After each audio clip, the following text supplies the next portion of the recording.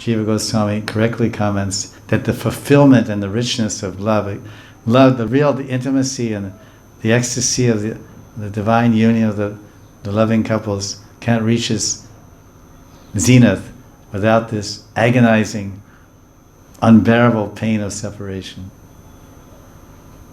Even separation in Sanskrit is called fire. It's called Viraha Agni. Agni means fire. Agnihotra people do. And Viraha means Viraha. Raha means to live.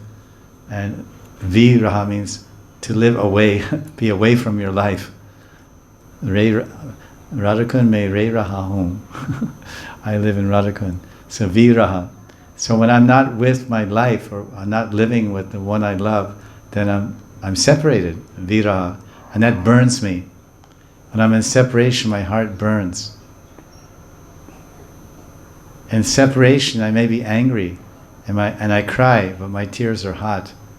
But when I'm in union, or when I'm meeting my beloved, I may cry in bliss or joy, and my tears are cool in temperature. There's two temperatures of the tears.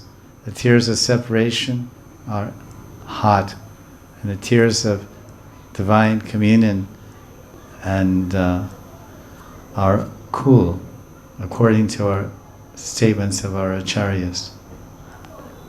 This is very high perception. Maybe we can have same, I can't say myself.